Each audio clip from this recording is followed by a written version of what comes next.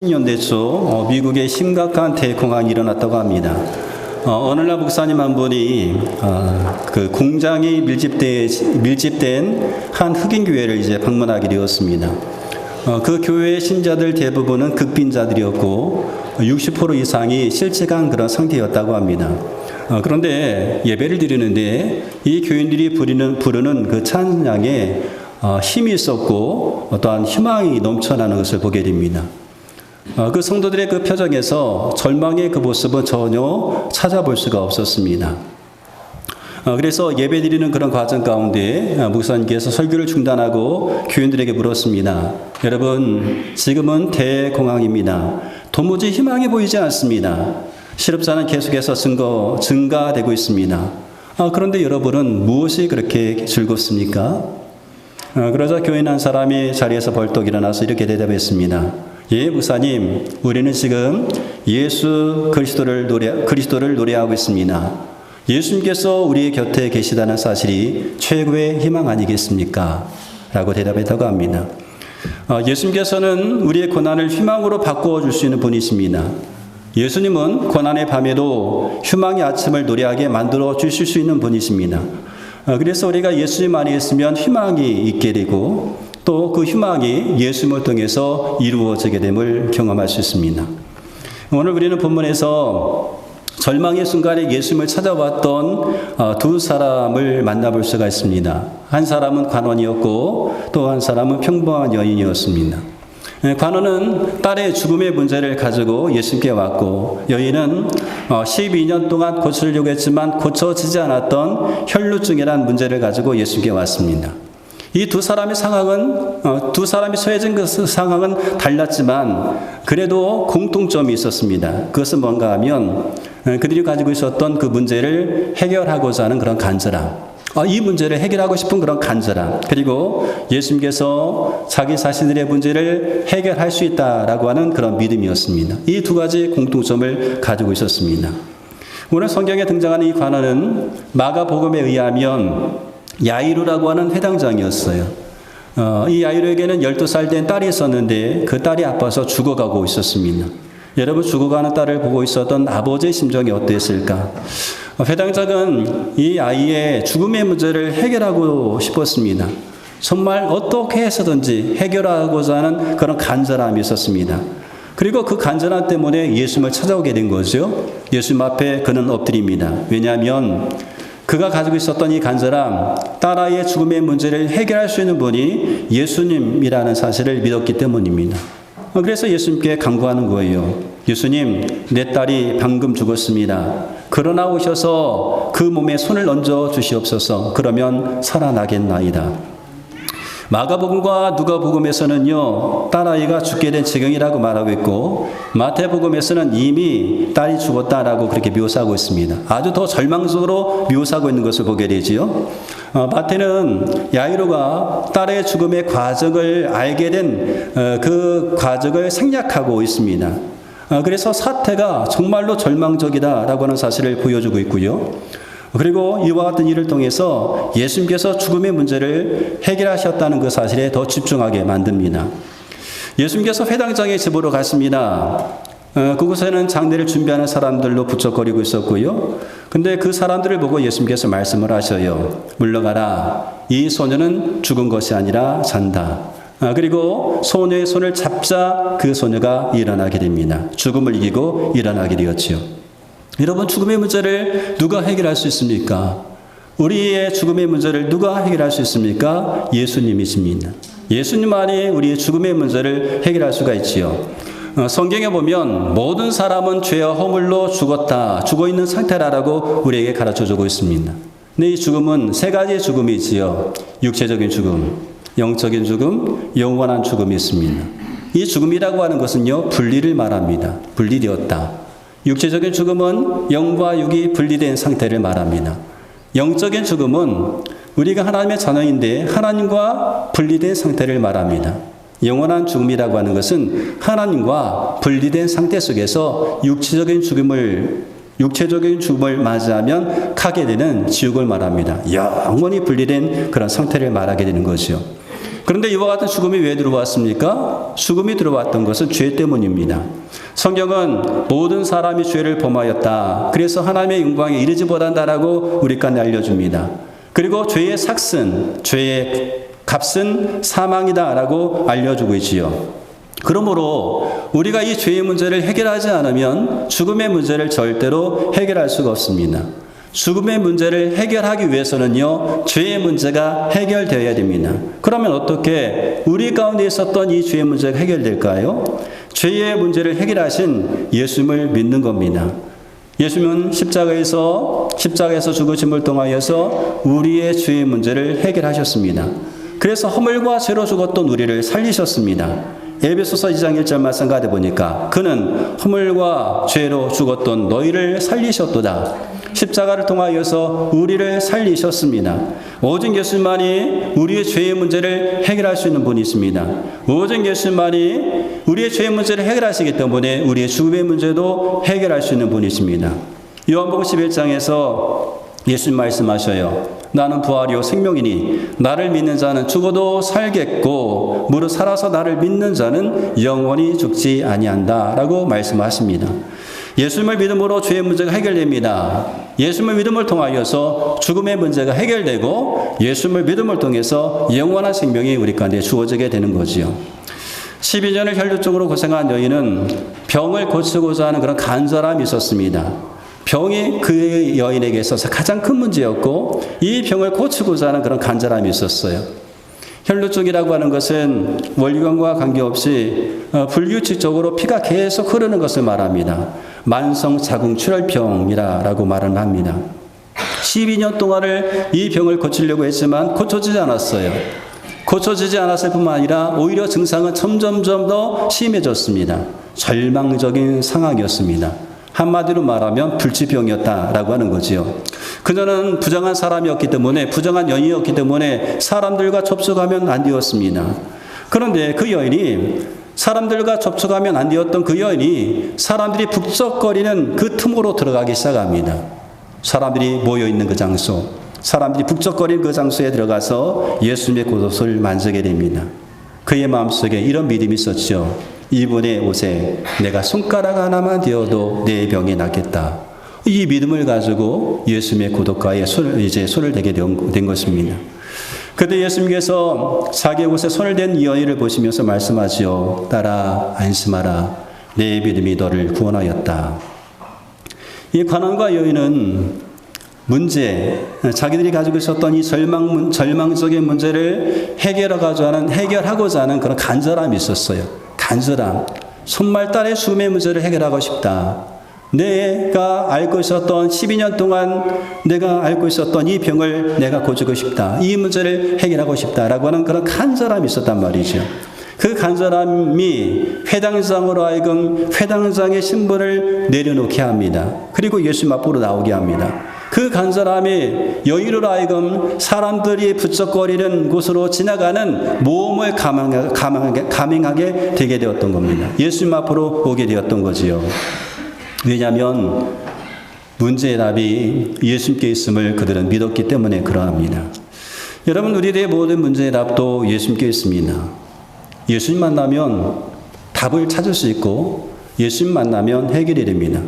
그러면 누가 예수님 만날 수 있을까요? 예수님 만나기만 하면 답 찾을 수 있고 예수님 만나기만 하면 해결되는데 그럼 누가 예수님 만날 수 있을까? 예수님은 어떤 사람을 만나 주실까 하는 거죠. 사문 8장 17절 말씀 가다 보니까 나를 사랑하는 자들이 나의 사랑을 입으며 나를 간절히 찾는 자가 나를 만날 것이라. 하나님을 간절히 찾는 자가 하나님을 만나 주신다. 하나님은 전심으로 자신을 찾는 사람들을 만나 주십니다. 하나님은 그냥 아무나 만나주지 않으신다는 거죠. 간절히 찾는 사람 만나주십니다. 하나님 만나도 되고 안 만나도 되고 그런 사람은 절대로 하나님 만나지 못합니다. 나 하나님 만나야 된다는 그런 간절함이 있는 사람, 간절함을 가지고 주님을 찾아야 만남의 역사가 일어나게 되고 또 주님을 만나서 간절하게 구해야 응답받게 됩니다.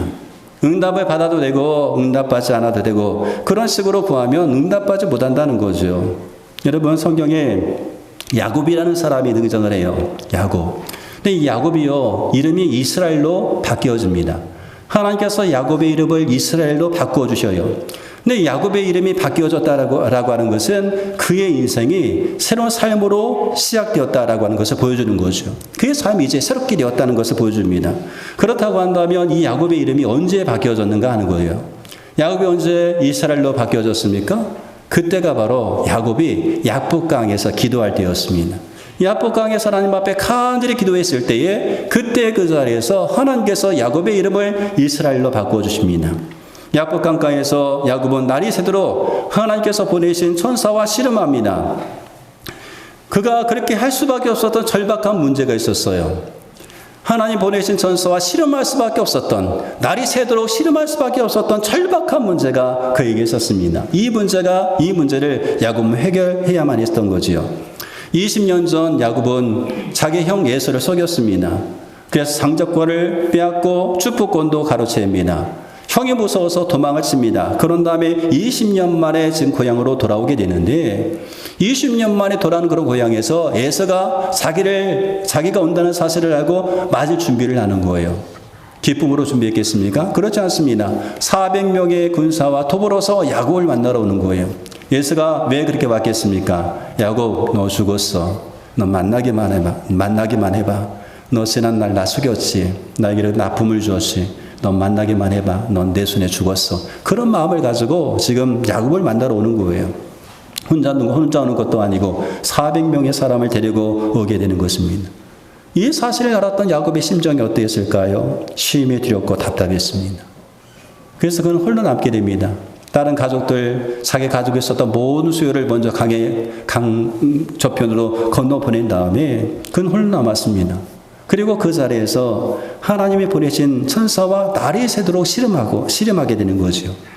씨름하다, 이 말의 히브리어는 야바크입니다. 야바크라는 뜻은 먼지를 일으키다라는 뜻을 가지고 있습니다. 야곱은 땅에서 먼지가 일어날 정도로 전심을 다해서 기도했다는 거예요. 야바크. 씨름했다. 먼지가 일어날 정도로 전심을 다해서 하나님 앞에 기도합니다.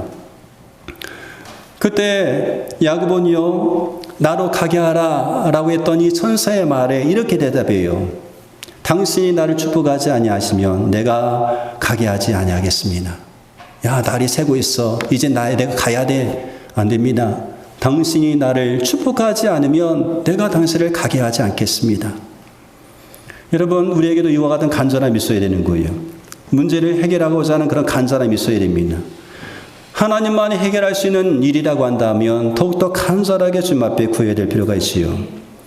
야곱의 야복강에서의 그 간절한 기도는요, 야곱의 인생의 전환점이 되었습니다. 하나님은 야곱의 이름을 이스라엘로 바꿔주셨을 뿐만 아니라 야곱이 두려워했던 그 문제를 다 해결해 주시는 거예요. 하나님께서 풀어주기 시작합니다. 에서와의 그 관계, 에서와의 그 어긋난 관계를 풀어주시는 그 모습을 보게 되는 것이요. 여러분, 예수님은 모든 문제의 답이 되십니다. 예수님은 우리가 당면한 문제를 해결할 수 있는 그런 분이시지요. 그러므로 예수님을 믿는 사람에게는요, 희망이라는 단어가 항상 있습니다. 야이로의 딸을 보면서 사람들은 죽었다 이렇게 말을 하죠. 그런데 예수님 뭐라고 말씀하시는가 하면 잔다라고 말씀합니다. 잔다는 것은 다시 일어난다는 것을 전제로 하는 것을 의미합니다. 그러므로 여러분, 내 생각이 중요한 것이 아니라 예수님의 생각이 중요하지요. 살아있다고 하지만 예수님이 죽었다고 하면 죽은 겁니다. 우리가 죽었다고 생각하지만 예수님께서 살아있다라고 말하면 산 것입니다. 예수님의 생각이 너무너무 중요한 거예요. 문제에 대해서 우리의 생각이 중요한 것이 아니라 그 문제에 대해서 주님이 어떻게 생각하는가가 더 중요하다라고 하는 거죠.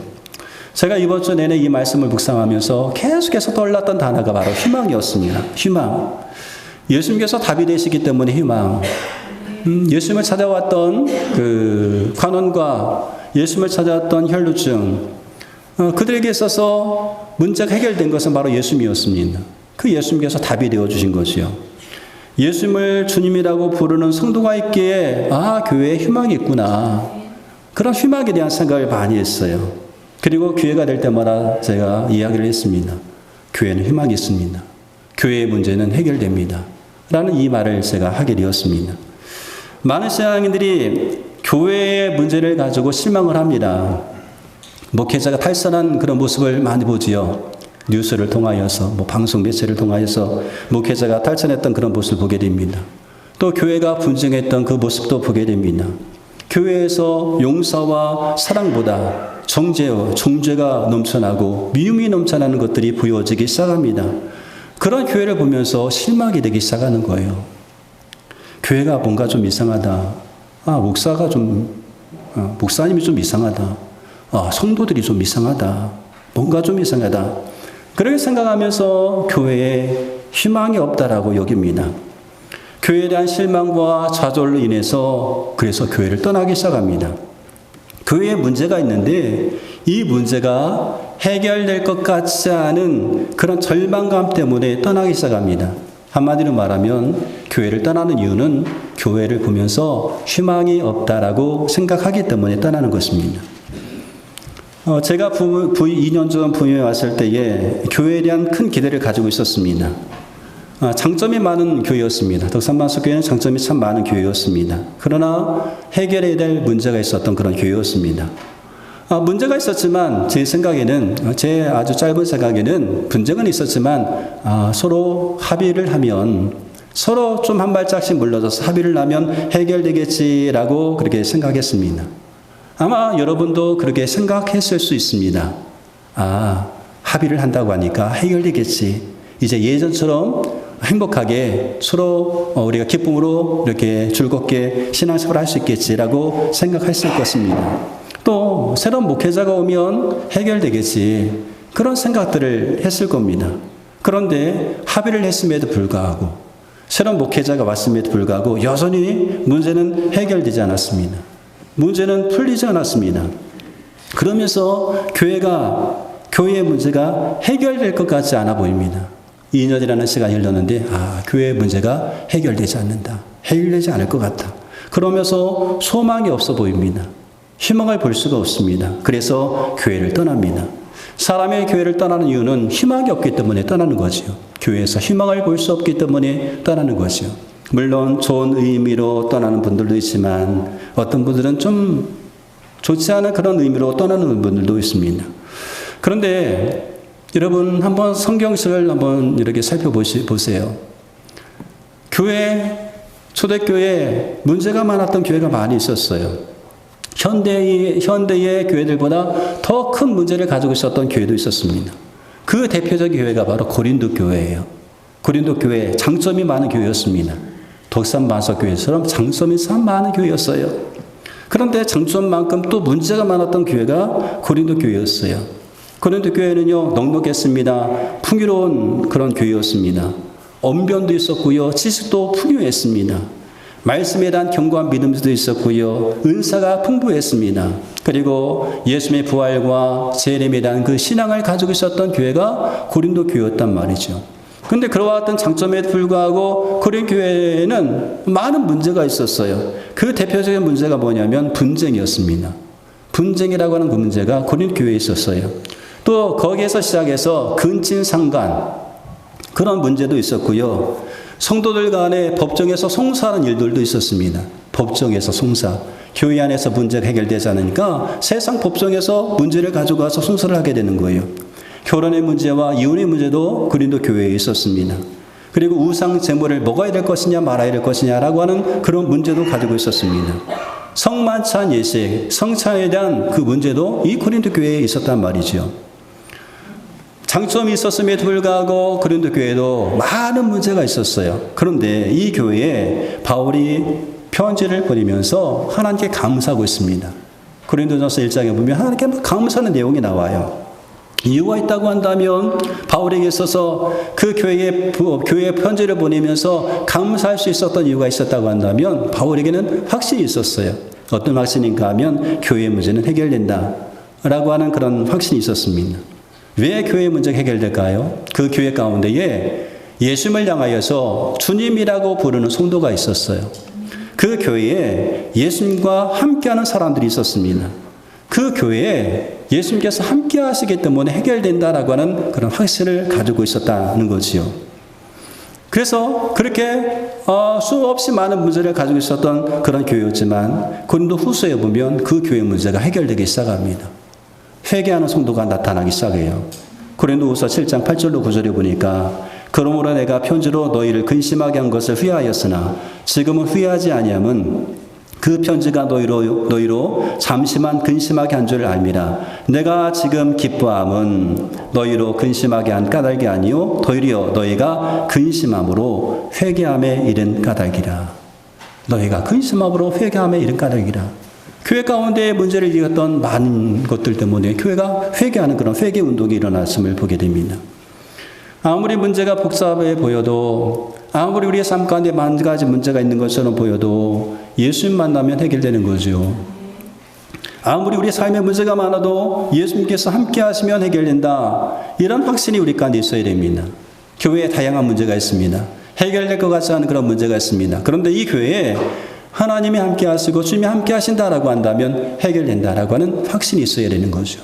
이 교회에 예수님을 향하여서 주님이라고 부르는 성도가 있다라고 한다면 그 주님이라고 부르는 그 성도들 때문에 하나님께서 해결하신다라고 하는 이 믿음이, 이 확신이 우리 가운데 있어야 됩니다.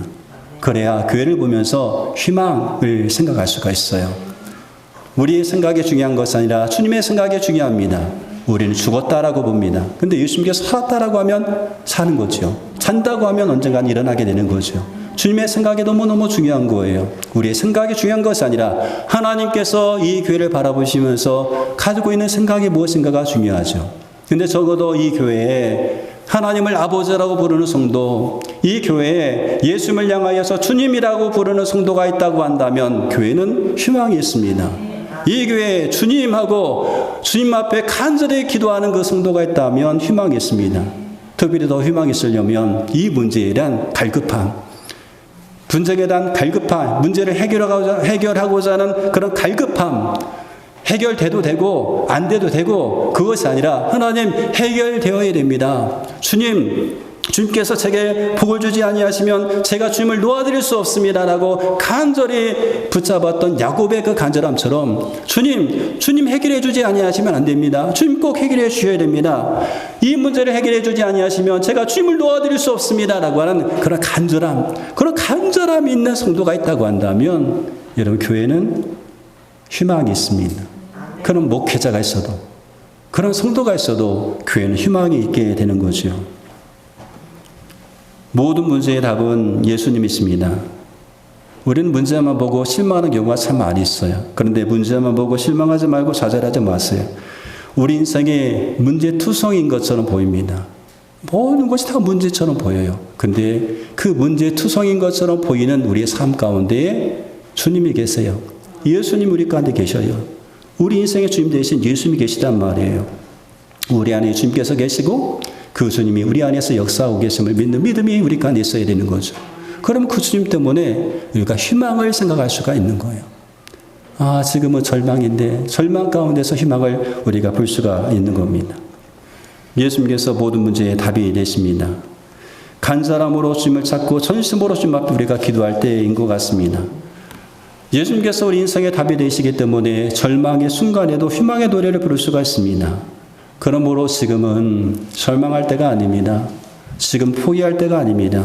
오히려 새로운 길을 여시는 주님께 간절하게 기도할 때입니다. 응답돼도 되고 안 해도 되고 그런 마음을 가지고 기도하는 것이 아니라 하나님 응답해 주셔야 됩니다.